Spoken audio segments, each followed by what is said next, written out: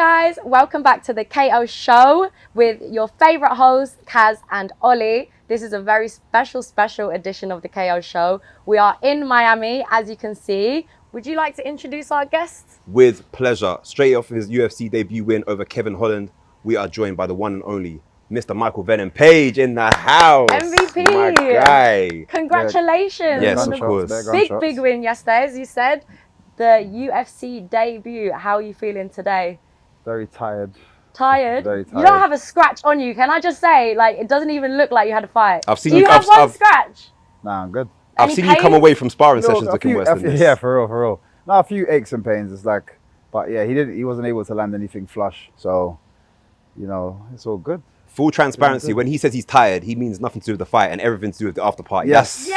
That was very true. Yeah. It's, I'm not letting you get away with that one. How was the after party? Very true. Man, amazing. Obviously, coming to this beautiful villa that we have here with my family, just amazing. So I'm looking forward to seeing the kids. We're about to see the kids in a minute as well. So I'm going to need energy for that. So I need to go and have a quick power nap before they come.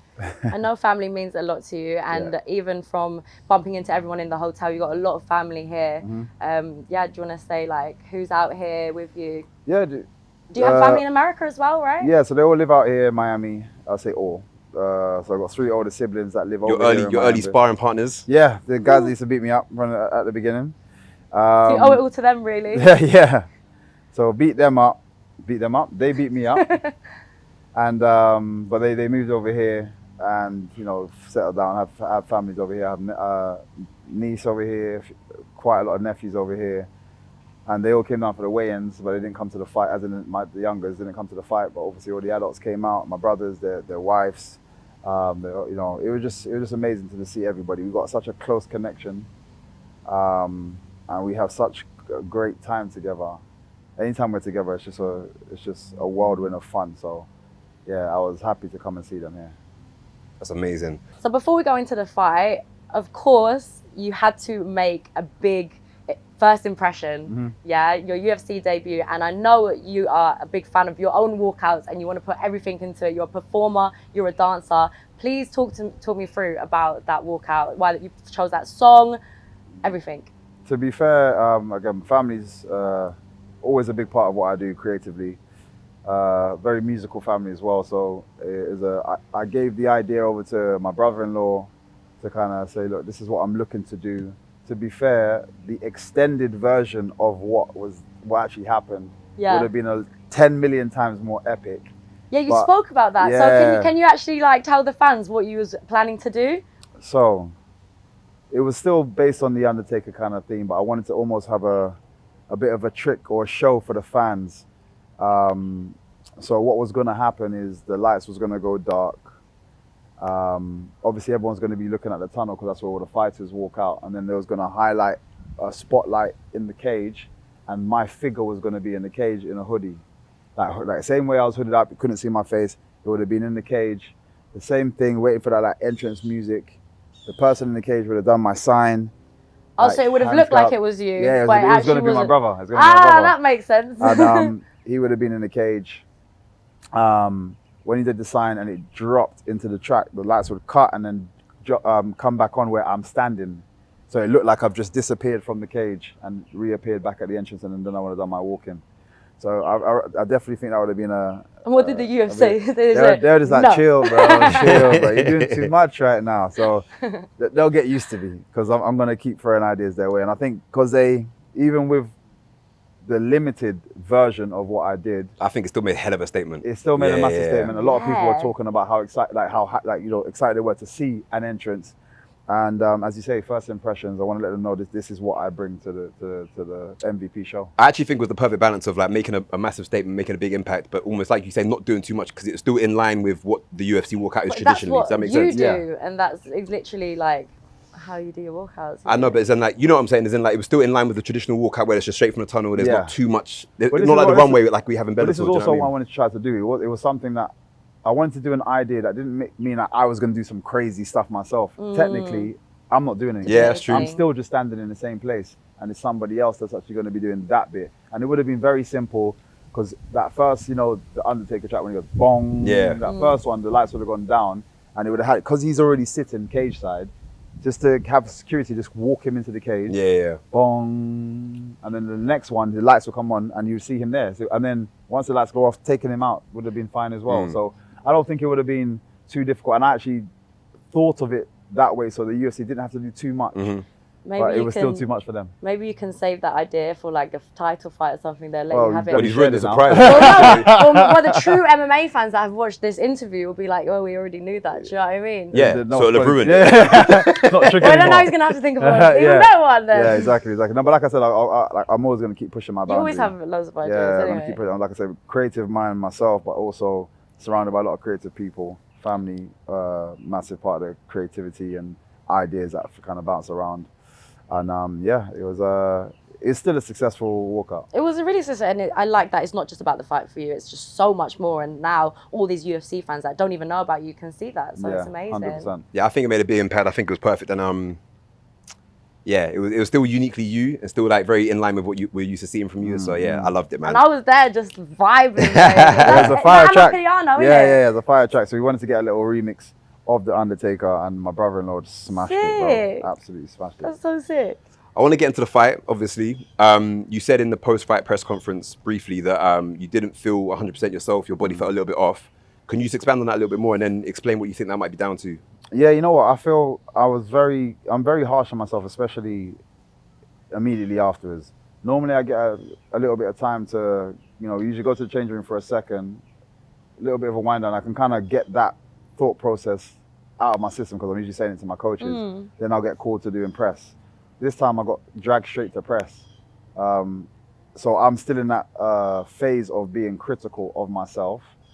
So then they're asking me questions and I'm like, yeah, man, like I should have done this, should have done that, But that's just how I am in terms of being hard on myself obviously wanting to grow and wanting to be better. And now that I think about it, and I know I've had a bit more time to kind of reflect on it.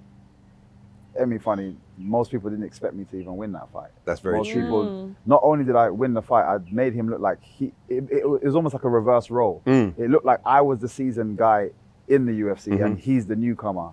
And he barely landed a scratch, didn't really do anything, couldn't do much at all. Yeah. He was ridiculously frustrated.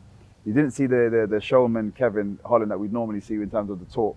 And it's because he was so frustrated with having to deal with me standing in front of him. So I'm like, when I think about it, and I nearly killed him 1,000 times. He's just, the one thing that he is a tough guy. I still believe I could have done a little bit more to really push for that KO. But outside of that, no, it's a great first performance. I heard your coach talking, I think it was after the second round, and he said, don't do anything silly. Yeah. Was he talking about when you did a kick and then you fell over, and that's when he was managed to get the takedown and the ground and pound? Yeah, so you got my back, and then obviously it was a bit of a unnecessary fight from there. Did you think from then you wasn't going to go for the KO? You were just going to play it a bit more safer? No. I was still going to go for the KO, but just in the way I was going to go for the KO would have been a bit more, there was other game plans that we had instead of the flashy kicks and stuff, just because it would have been a bit too dangerous. But even still, when he took me to the floor, I got back up, felt comfortable getting back up. He didn't feel strong enough to do anything. He landed the first couple, he threw the first couple elbows and they were massive, but they landed on my arm.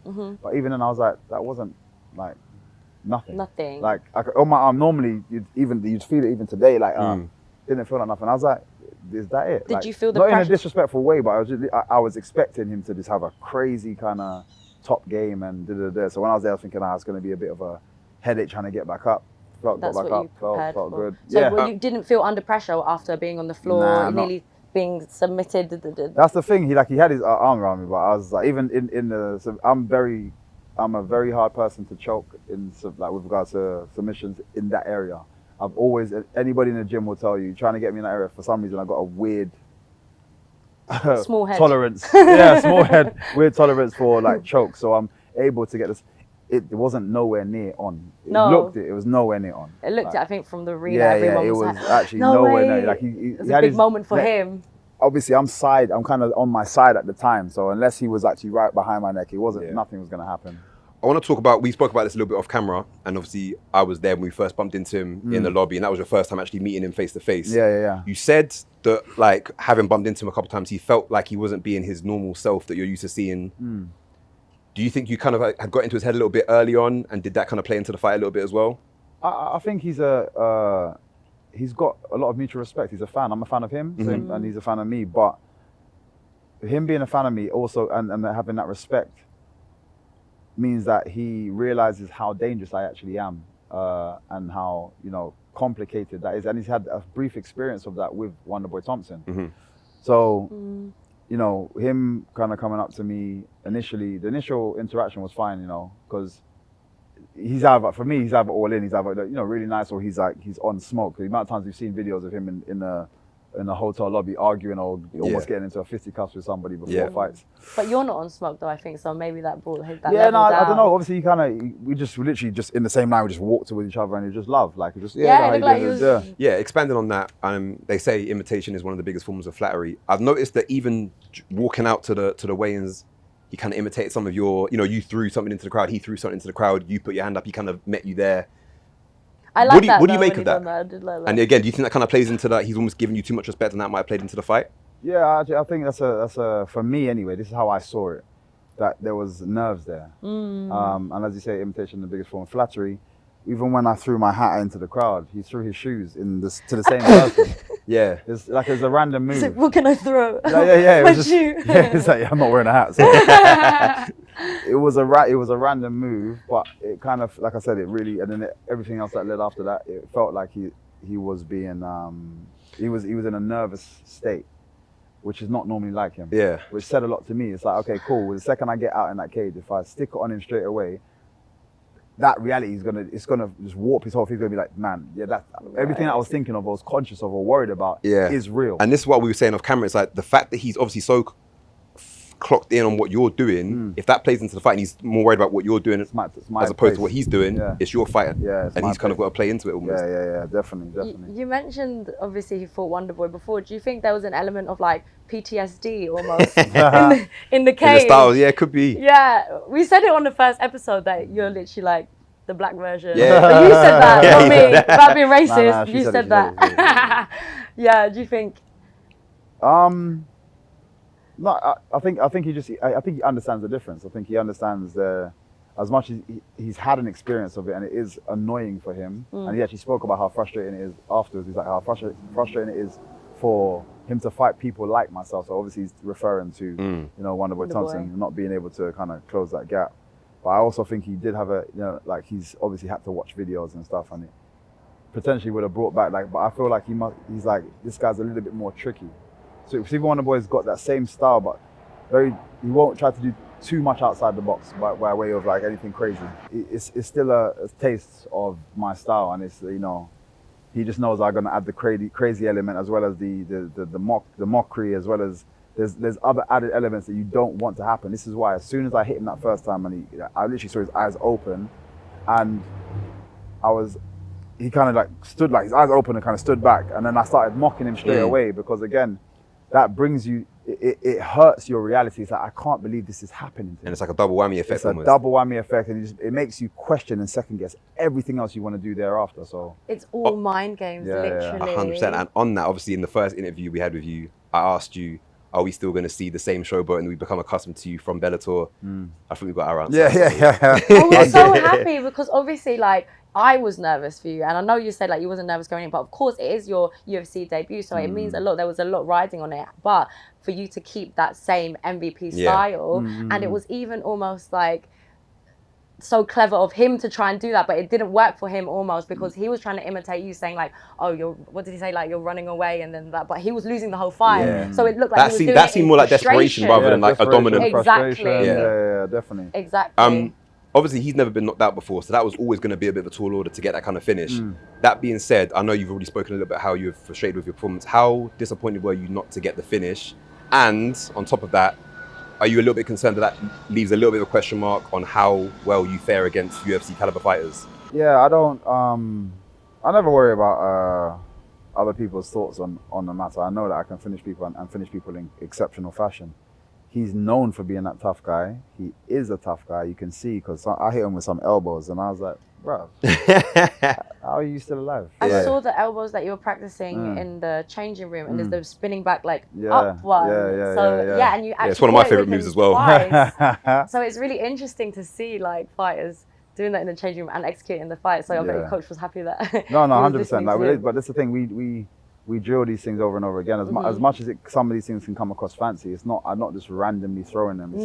It's stuff that is planned. Like, I know exactly that when he goes to do certain things or he rushes forward, like what the kind of things that I'm waiting to do. But yeah, going back to it, it's just he's just a tough guy. Like, I genuinely felt if I did push the pace that little bit more, because every time I landed those big shots, I gave him a breather and allowed him to kind of recover. If there's a point, technically I could have just gone into his guard and just roughed him up in his guard. And I think it's those decisions that I didn't do that is making me annoyed at myself. Like, Got you. I could have done that. Right. Like, again, people haven't seen that side of me, but my top game ground and pound, I'm rating it like highly. Like, I'm very good in that position. But I just didn't do it. For whatever reason, I was enjoying myself 100%, but there was something that was just preventing me from putting that extra bit in, and I had it there. But like I said, like, still, I can't be too hard on myself because it was still an exceptional performance. As always, you had Coach Paul and Alexis with you in your corner. What did they make of the fight? And Knobhead. I didn't want to talk about him, to be honest. Enough. But actually, no, do you know what? Let's give him a shine.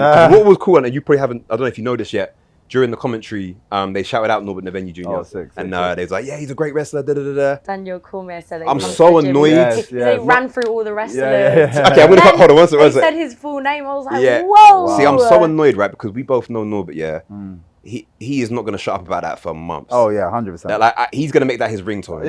He's going to cut that clip and make about 50 clips out of it. We're going to see all of it Instagram. 100%. Yeah. If you guys don't know who Norbert is, we also have a episode. We have a fantastic interview with him, so you you have can to go watch and check the that whole out. thing, definitely. Nah, jokes aside, I'm really glad to see Norbert getting the shine. This is what I've been saying for ages. And this is what we spoke about in the interview. Like, he's such a great all-round athlete, and to hear him getting shouted out. I class him as like a hybrid of myself. Don't tell him. Well, but you said that in interviews before. But honestly speaking, though, he really does. Like, he's picked up my style really well, which is difficult anyway, especially if you don't come from that, that space. He's picked up my style really well, and then he's also got that wrestling background from his father, and then obviously joining the shoot fighters and then continuing kind of the wrestling. Also, versing, he kind of brought a lot of his strength and elements into jiu-jitsu, so his jiu-jitsu's on point as well. Just a difficult guy to deal with, because I always say anybody that's kind of like similar level all round is just a hard person to deal with. Like, you could be 5s all round the board, and that's still probably a harder fight than if somebody is an 8 in some areas and then lower in others, or it's just a bit mixed up. Do you think anyone in the welterweight division can hang with your unpredictable style of your feet? Standing, no. In my opinion, I think everyone's gonna have their comments and so on and so forth, but my thing is, everybody, you have to believe in yourself first, regardless. And we know you believe in yourself. I've fought people at such high levels in so many different just look at what I've achieved in terms of, I went over to bare knuckle, I did boxing. Like, I'm happy to go anywhere, and as long as I can strike. They mentioned that in your walkout as well, that you're so versatile, and the fact that you've done all these different sports, especially bare knuckle, shows the level that you are as a fighter, and you're not afraid to do that. So 100%, of course you're going to give everything to the UFC. And so, but genuinely, I do believe that I'm one of the best strikers that's come out of this, or come into this sport, should I say? Just because the styles is slightly unique with an added element of flair and showmanship, which I think just also impacts people mentally, as we just spoke about. But striking wise, I've got a lot to do in other areas, and we're still working. But like I said, at the same time, I got caught in some bad positions, and I got out of them very safely. You know what I mean? Good. Where normally, people he throws wayward elbows, and we had all of this in mind. We knew exactly how to exit and exactly how to get up, because he's got an amazing dart stroke. I knew exactly how to get up safely. Like, we had it planned. Kaz obviously mentioned, asking about whether you can hang with the welterweights. The rankings obviously don't get updated until Tuesday. Kevin Holland is currently number 13. coming off of that win over him, where do you think that then puts you if you were to give a 99? prediction? 99. So wait, are you not in? Is he not in the rankings yet? They put him in after the Yeah, fight, so right? after you have your first fight. Ah, This is another reason why I say like I don't class myself as a UFC fighter until I've done had that fight. That fight. So now I've had that fight. That's what you put in your caption. Yeah, we like that. I like that post. That's what I'm saying. So now, like, I genuinely feel like I am now Yeah. A a UFC athlete, fighter. whereas before it's like, oh yeah, potentially coming through, but like the rankings for me, it don't mean shit. No. Like it doesn't mean anything. I think it's more excitement and it's more for people to talk about. Yeah, I like which it. kind of encourages people to just mention more and talk more and engage more. But in all honesty, if Dana was like, I want you to fight for the title next, what's anybody gonna say? Yeah. Well, that Doesn't just mean proves as well, like it's not about the rankings because Sean O'Malley fought Vera Exactly. because Vera's of that story. Yeah, so exactly. and he was like Look at the ranked likes 7th. of like Exactly. Pereira, who's come out, his growth in the UFC was. He's not even had 10 fights in the UFC, right? And he's already In the fought MMA. for belts. Darren Till had a similar kind of like uprise, and again like I'm mentioning Masvidal more so because he's been in the game for such a long time, but it was only until that big KO that everyone's like attention, and then he was just he got so much like more publicity and So for me, the ranking side of it, I always say the same thing. If I just keep shining the way I'm shining, I'll get what I want regardless of the ranking. So that's for everybody else to be excited. I love that answer. I love that answer. It's all about the storyline and like how likable you are as a person and 100. your character 100. and even like giving an example like Bilal Muhammad, like not many people are interested in seeing him fighting, right? Like, but isn't he ranked up quite high? He's ranked high, but for good reason. He gets the wins, but for good reasons, for massive good. But same, technically, even with Leonardo, was the reason why he unfortunately had to take that hard road and done it like a G, but he had to take that difficult road. And then seeing people like the Darren Tills jump in and just get ahead of him, and he's like, "Mate, I'm killing everybody." Oh, it must be so hard and it's frustrating. So frustrating. But it paid he's off mentioned, in the end. Exactly. You mentioned now, how that kind of can play with you mentally. Of course. But it also then shows why it's important to be a brand and brand yourself. Because I was at an event where he was fighting Gunnar Nelson in the UK, in London, and everybody's cheering for Gunnar Nelson. Yeah. I'm like, bro, you need to market yourself better because that shouldn't be the case. Yeah. Like even over here, I'm sure there's a lot of people that probably preferred me over Kevin Holland, but they're going to cheer for the American guy, at least the first time round. They're going to cheer for hometown. And then they're going to get fans. And then they're going to be like, oh yeah, okay, yeah, But initially, they're going to cheer for their guy. There's been a lot of naysayers, a lot of haters, a lot of doubters saying you couldn't hang with the likes of the UFC welterweights. The big boys. Do me a favor, look down that camera and send a message to all those people, because I saw so many. I'm not gonna lie, it took a lot of willpower for me to not get into the comments being like, I told you, but I didn't.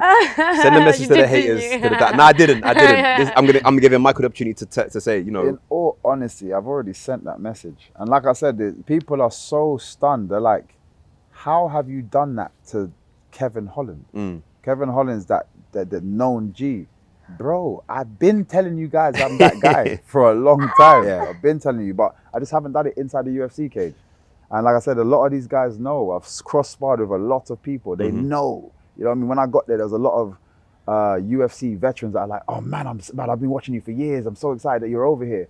But that also shows what I've done. Even Daniel Cormier said, he's brought so many top guys to his gym before and none of his kids say anything. He's like, I walked in, everyone's like, all these kids were like, oh, that's MVP. He's like, how the hell do you know him? Like, he's not even a wrestler. These are my wrestling kids. Yeah. And it's like, it shows you that like how much I've marketed myself, and I really do push that, which is why the entrances happen and why the finishing moves happen. I make it a whole story. But yeah, now they've seen it. The message is clear. Talking about the comments, there were people backing you, but you don't know MVP. Watch. Yeah, it was split. Don't get me wrong. It was very split. 100. I have gained true fans on the journey as well. I was gonna say, I don't know if you've been reading the comments, obviously, but the biggest thing that everyone is talking about is now Wonder Boy. Like they have to see it, and they're like on every social media platform asking for Dana White to put this fight together. Is that the next fight that you want? So interestingly enough, this is my opinion on it. One, the guy is the sweetest guy ever. Oh my, we love him. Wonder Boy, we love you. In fact, please don't fight him. I know. It's like. Put it this way, at the end of the day, we are prize fighters. So if something happens, the money's good for us, and we'll both be happy in the end because the love's still going to be there before and after. So that's fine. But I always tell people this: two positives don't always make a positive. The interesting thing about mine and his style is we read things in between the lines, and that's why we're able to kind of find our timing. Whereas That's why it would be so good to watch. No, but that's the thing though. So hear me out. If while I'm reading something, where I go for something, he's read it, he does it, he pulls back, and then vice versa, nothing's happening. You're but gonna for almost me get and stalemates. him, for me and him, Like what look like stalemates. a lot is happening. Yeah. But for the crowd, they're like, fucking fight already. Yeah. And I've fought my own style for many years, and when you get high level guys, it's low points. I get what you're saying. It can almost be like high level jiu-jitsu. Exactly. To the unknown, it They doesn't kind look of like cancel much, each other but out. like to an experienced veteran There on the you back, but they're go. going, oh my God, so much is Mate, happening. I'm gonna relate it to. I'm trying to make it as relatable as possible. I remember buying a UFC game like back in the day, and me and my boy like we're trying to learn the jiu-jitsu thing, and it was so fucking boring because like he'd counter, I'll take him down, he'd counter it, and then I counter it, and then he'd counter it, and then I counter it, and he'd counter it, and then we're just doing that for time. Yeah. And then we literally got to the point like, bruv, no takedowns, and we were just standing there, and it's like then the game was sick. Yeah. You know what I'm saying? I think so. Me and him is gonna have that similar effect where we're cancelling each other out. So we are gonna have the best time. Yeah. Because there'll be moments where we laugh because we're like, oh, we do it in the gym. But other people are gonna be like, we waited all that time, build up just for you guys to fucking laugh at each other. Yeah, that's a really interesting take on it. I didn't think about it like that, but that makes sense. Would you not do it for the fans though, and like really? No, but this is my point. This is my point. Like, I'm fans sure wouldn't he's get as coming much to the from end it. of his MMA career soon as well. And no, he but this is wants my to go out point. with a The bang. fans, the reason why the fans want to see it is because of the high kicks and high punches. But we won't be doing that Yeah, it because wouldn't translate that way. we're countering each other way before we've even thrown the kick. We've even thrown the punch. So for the fans, I'd happily jump in there and do it. I'm just saying for the fans, I'm just letting it be known now, it may not go as well as you think it could. I could be completely wrong, but I just thought that Crushing kind of a lot style. of people's dreams out. No, I always like to be realistic. Be I real. fought that kind of style many a times before, which is similar to myself. And at the top level, you can cancel each other out. Right. That's all I'm saying. But don't get me, would I fight him? Yes, because I'm a prize fighter. Do I love the guy? Yes. I don't want to fight him. Because He I think put out a he's just tweet sweet about you as well. man. Congratulations. I love that guy, man. He's a great guy. He really is just sweet. I know he's known for being a nice guy, but he really is. Like you meet him and it's just like, no, that's no joke, man. He's such a lovely guy. Much respect to him. His dad, I love his dad as well. Of course, if it happens, it happens. But I wouldn't call for it. Okay. And for those who didn't catch it, again, we've also had Wonder Boy on the show, so make sure you go and check that episode out. Maybe a little bit of a personal question, but as the decision was being announced, I saw you sort of looking up to the sky and you were speaking. Who were you talking to and what were you saying? Alhamdulillah. I have converted. What are you laughing for, bro? Oh, sorry. It was that time. It was that golf tournament in Abu Dhabi, man. No, obviously, somebody that would have loved to have been here, seen this, experienced it, is my dad. So yeah, it's just kind of like, and I already knew I won. I wasn't even stressing. A lot of times you get to a decision, it just feels stressful. I was even like taking the mick with Kevin Holland before that. Literally, as soon as the bell went, I was like, "You could have done better than that, Kevin." Is that what you were saying? Yeah. That's another question I wanted to ask is like, you said that there was the times like, because you was clinching a lot, and sometimes I think when these fighters clinch, like, are they speaking to each other? Because you're right in each other's ears. Like, please tell us like everything that he said, basically. Back to my During dad. the fight? Back to my dead dad first, though. Like, Yeah. Oh my God, don't, because I was actually gonna cry then. Is that why you cut him off? No. He was talking about his dad and I was nearly crying, and then I was just thinking about what Kevin Holland said. And Oh my God, I love the KO show. Oh, I love my life. I apologize. It's fine. Oh, It's God. like that sometimes. Don't worry. One thing that he actually said, I don't know if anybody, I don't know how, I'm guessing everybody saw it, but I was laughing. We was in a clinch, but I started laughing, like I burst out laughing. And he goes, I think it's like the second or third round. He's like, man, you slippery as hell. And I was like, but he was talking about, no, he said, you greasy as hell. And I was like, bro, you was greasy in the first round. And he's like, it must be that black guy cocoa butter thing. And for some understanding, it's like, why would you just say it? Yeah. Bro, I just started laughing. He's Just funny, burst out. innit? That's what I'm saying, is he's a hard guy to dislike. And yeah, like, you know, he's got his character. Everyone's got their own character. But I really, like, as a fan, I like him, man. And then after the fight, you was talking a long time. Yeah, no, again, like I said, I cracked a little joke on him, like 6 seconds the thing finished. I was like, oh, you could have done better than that. He's like, man, I hate fighting guys like you, man. You move too much. I was like, oh, but you knew what you was walking into, kind of thing. Like, we just kind of a little back and forth. He's like, nah, but for real, I respect you. I was like, nah, same, man. Like, he's like, pleasure, sharing the cage, same.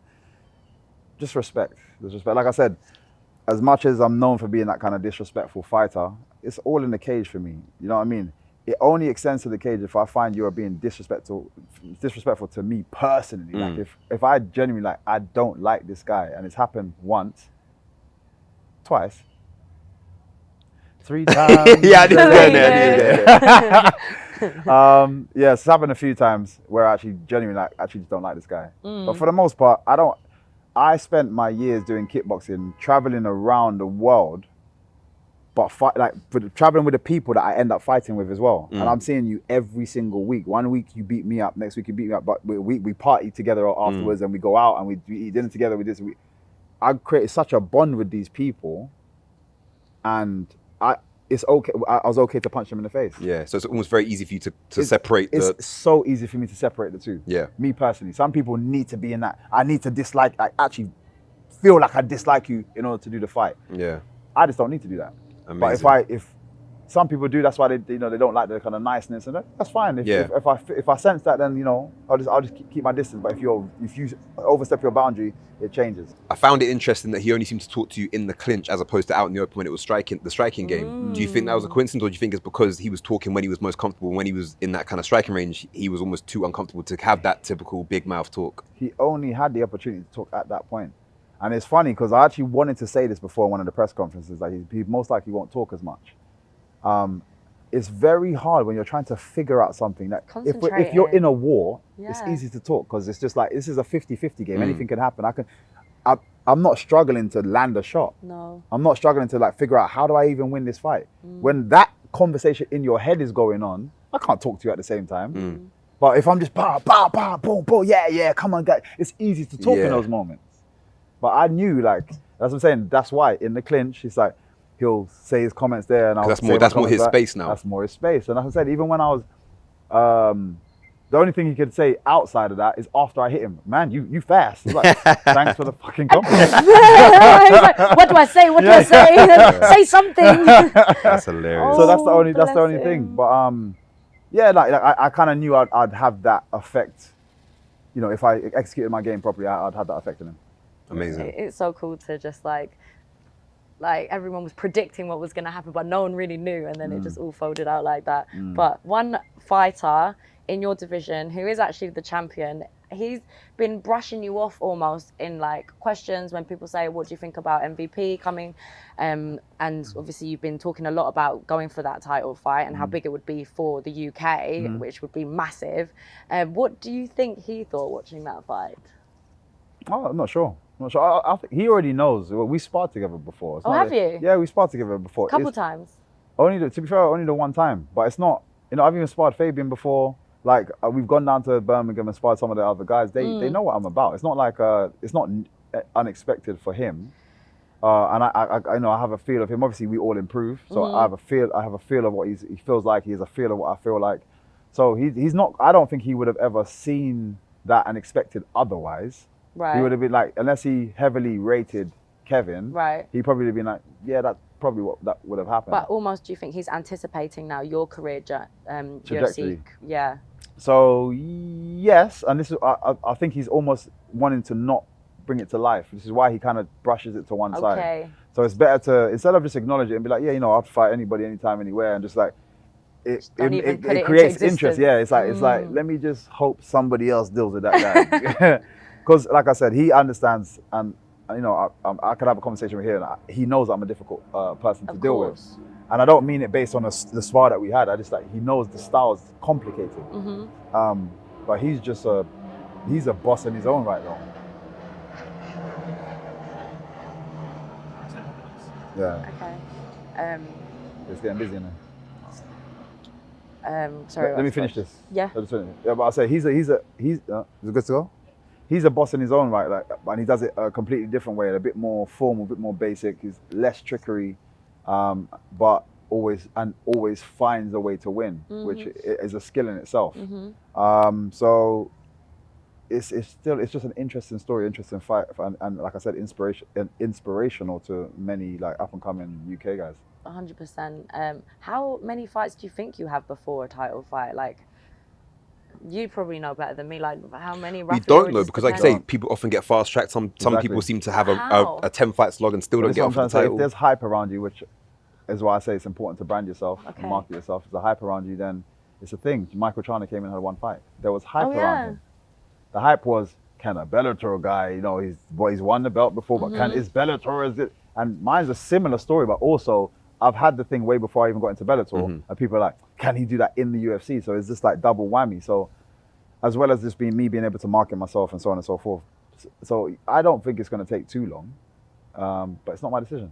But my thing is just to keep beating everybody in front of me. He will beat, or whoever is behind that belt at the time will have to deal with it at that time. Right. Prior to this event, a lot has been said about UFC 299 being the real UFC 300, as in it's a better card overall. How much of the rest of the card have you had a chance to watch? So I haven't. We caught bits of different fights while we was backstage. Obviously, you're focusing on your own fight and what you got to do, training between that. So it's difficult to. I didn't get to actually a real chance to see. And obviously, I came to the arena slightly later because it was higher on the card, so I would have missed out some of the earlier ones. But we was kind of getting updated on the UFC channel just to see who's won, but I didn't see the finish. So when I get a moment to actually wind down, I'm going to sit down. I always like to watch my own fights back. Of course. I actually want to just watch the show as well. So yeah, not much yet. You mentioned obviously you got to the arena a bit later. How much of the kind of the UFC schedule compared to the Bellator schedule with, more intense press obligations and things like that, and just different schedules, different arena, how much of that played into your prep and your performance? It was, to be fair, it was great because, like I say, I genuinely feel like I'm an actual high-level athlete. Whereas before, I know I'm fighting as a high-level athlete, but you don't get treated like one. I don't mean it as in being treated badly. You're just not catered for in the same way. But when I came to UFC, I'm like, I need to go and find this. Oh yeah, we've done that. Oh yeah, we've got that. Here you go. You can use that. Do you need this? Do you need that? Here's food. Here's the hydration you need. That's all sorted for you. I had a couple of niggles when I landed, which is normal for most fighters. But it's like, oh yeah, we got physio. We can do this. The shockwave therapy. We can do this. We can do cupping. We can do the needling. We can do. I was like, sorry, what? Yeah. I'm used to. That's difficult to find while I'm training in general. I have to go and find, go and seek out these people, and you just got it all in the hotel that I'm in. All in house. That's Was you amazing. making the most of it? I'd literally be lapping that Every up. day. Listen, I tried to turn up to the physio and go, yeah, I'm on the You card. think it's a joke? I don't know who it is. I don't know who it is because she said no names, and rightfully so. But she said some people. One guy comes in and just wants to get his ears massaged. That's it. Oh. Maybe it's a that's little so kink of cute. his. Yeah, exactly. Might be, but you're in the UFC, so Can you enjoy massage It's it. gonna my get done. ears? It's gonna get done. Of course, we will do that, sir. But yeah, like I said, it changes how you are approaching a fight because it's just so relaxed. Everything's done for you. I don't have to think about nothing. I don't know how much you come to Miami, but like, how has this whole trip been in terms of Miami? No, Miami, obviously, family's here, so I'm here quite a lot. Yeah, I'm here quite a lot. So even before when I was in Bellator, anywhere I fought in America, which was a lot, I'd also then fly over to, I always extend my trip. I never touch America and not see my family. So I don't care where in America I am, I always fly back to see them, spend some time here and then go. But so for me, this is, home away from home. I'm not wowed by the Miami vibe in the same way because I've done it so many times. Yeah. But I enjoy Miami, it's nice place. I love it. Thanks for bringing us, honestly. It's been I enjoy great. it. The famous movie Scarface was filmed in Miami. And one of the quotes is, "The eyes, Chico, they never lie." During that fight and what you've seen in Kevin Holland's eyes, when did you know that? What did you see in his eyes, basically? Like I said, for me, the first time I sensed something. Yeah. He doesn't like to look at his opponents in their eyes for the face-offs. So both Did he face-offs. He the first time you can't tell because he's got shades on. Okay, but you could tell that he wasn't looking at No, your he's eyes. literally looking at the floor like this. Stop. And your face was like that? Yeah, but supposedly that's a thing of his. So I think he does that anyway. So I think there's a couple comments online. I was like, oh no, he does that kind of thing. But like when your thing is like this, that's what he does. No, just in general. So when he's fighting other like people, he won't look at them in the eye anytime they do face-offs. And then, so it was hard to get a gauge. Like I said, The eyes are a window to his soul. It's hard. I can't. He closed the shutters on me. So you know what I mean. I couldn't see shit. So then the second day is the same thing, but the flattery gave me an inkling that he's nervous. And then when he looked up, he was trying to be playful. So again, I was like, "You're nervous." In the fight? No, this was at the second weigh-in. Okay. The second face-off. Okay. At the weigh-in. So then I was like, okay, I can sense nervousness, but that can be shown in two different ways. It can show form later in the fight as aggression, like mad aggression, or he kind of retracts and that just is overly defensive. He came out, he's a bit tentative, but you know, just bounced around a couple of times, look for that shot, look for that line. You know, that's me just being the sniper, just trying to pinpoint that line. Landed that first shot, like I said, his eyes open, and I was like, "Oh, I own you. You're mine now." The first shot that the first shot I landed, I knew. This is why I was able to mock him from there on, because I was like, I was gonna ask you, at what point did you go, I can have fun now? Like, what point did it become fun? The second I started mocking, like I said, I'm sure it was the first punch that I landed clean. It's like right hand, landed that right hand. And I looked at him and I was like, I've seen this in the eyes? I'm looking at it. Yeah, looking at the floor now. I'm looking at him. He's looking in your eyes. And I was like, I've seen this many a times. And yeah, you knew. I own you right now.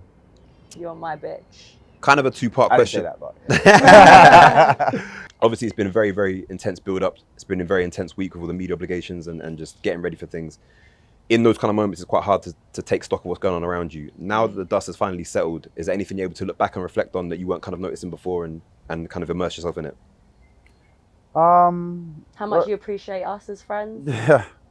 No. How amazing the KO show is? That part. No, I think that the reflection is mainly that, you know, I'm supposed to be here. Jeez. You know? I think it's as much as, you know, I kind of know that within yourself. Until you do it, it's not really a thing. And now I've solidified that. I'm supposed to be like genuinely the people that, how I was being treated, it felt like I've been here for years. Everybody was just treating me like, oh, this is Michael, man, and getting on with absolutely everybody in that back office and the guys on the ground. They're amazing. I think that's the main thing. It's like I've answered that question. I'm supposed to be here. I'm supposed to be at this level and higher, because look at how I dealt with Kevin. So onwards and upwards from here. You seem very happy at the UFC, and I'm just thinking, if you could go back in time, would you choose to maybe leave Bellator sooner and start the UFC journey quicker? Because obviously you're older than a lot of the fighters now as well. No, it is. I never, and this is in every situation in my life, like to look on things that I can't change. It doesn't do me any help, any justice, anything to go, oh man, I should have done. What am I in control of now? What can I do from now? And this is why I like to live by everything happens for a reason. And with regards to my age, I know a lot of people kind of talk about it. How old did I actually look in there? Everyone's like, I've never seen someone move that fast. Yeah, bitch, and I'm 36. You know what I mean? You're looking at all these young kids, they ain't moving as fast as me. That's true. So until that is actually a problem, my age is nothing but a number. That age just comes with experience, and my training is what you see the performer come out, and why I'm that fast, why I'm that, you know, technical and, you know, explosive. It's because I kill myself in the gym to be that. Yeah. So yeah, those questions don't even exist in my book. Are you having some time off now before you get back in the gym? 100%. About to have a any holidays planned? Little family 80s. It's my sister's birthday today, so happy birthday! Happy birthday to you, happy Safina. birthday. Love you loads. She's the queen of the family. She's the one that kind of keeps everybody together. She's the glue of our family. And we're here to celebrate her now. She's got a little 80s themes. I can see everyone dressed up as Michael Jacksons and yeah, they're dying to come out. They're all squashed in that room. Yeah. So yeah, we're gonna round up. We're gonna be celebrating with them. Then got a couple trips away just to kind of decompress, and then back to it straight away. Well, congratulations. And then I'm gonna wipe the floor again. of you on a one-on-one basketball stills. Nah, bro. Are you good at basketball? Better than him. Nah, he's not. Really? He sucks, I want to see bro. that. But listen, I know you got a lot of celebrating to do. Yeah. We won't take up any more of your time. Really, really appreciate you Always, bro. having us and Bringing us out here Come on. and smashing it. Yeah, it was a really Hey, good man, show. so happy It for was you. It was a great time. It was a great time.